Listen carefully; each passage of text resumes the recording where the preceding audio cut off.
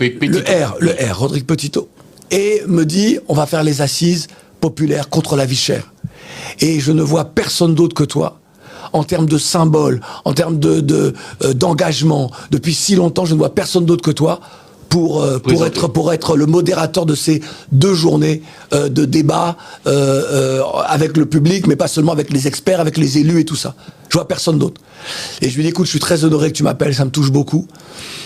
Je lui dis au départ, moi j'ai un problème, c'est que j'ai un gros tournage avec mes équipes, tournage télé, et c'est compliqué parce que... Et là, je lui dis, mais ce moment-là qui se prépare, c'est un moment historique pour moi. Donc je serai là.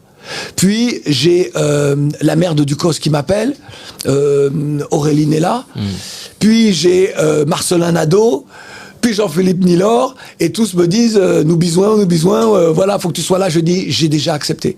Je suis là, on y va, on fonce, c'est historique.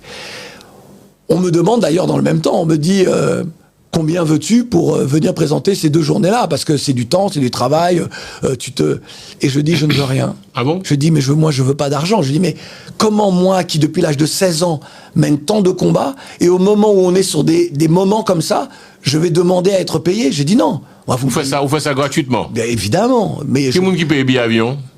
Je pense que c'est, je sais plus quel, est-ce que c'est non, c'est pas la mairie, je pense que c'est un des élus qui a pris. J'ai dit, moi, vous prenez mon billet, mon hôtel. Terminé. Le reste, ça. Et il est important que tu sois là aux assises. Pour moi, il était j'étais très honoré que l'on m'appelle. Très honoré que l'on m'appelle.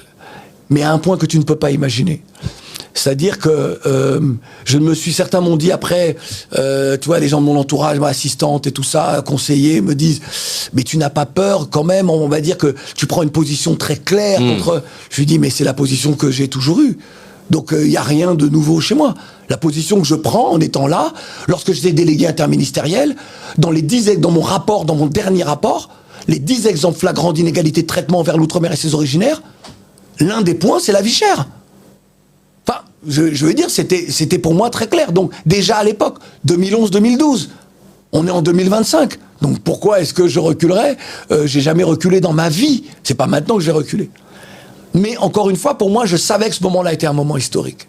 Et les moments historiques, parfois, on ne les voit pas tout de suite. Je sais que certains élus au pays ont dit non, on n'y va pas parce que. Mais lorsque tu entends la détermination d'un Jean-Philippe Nilor, déjà à l'Assemblée, lorsque tu entends Marcelin Nadeau, lorsque tu entends les élus que j'ai déjà cités, venus d'ailleurs, Mathilde Panot était là d'ailleurs. Ouais, Mathilde Panot, on a passé des moments. Voilà, tu vois, c'était fort. Des experts qui sont venus parler, des experts de chez nous,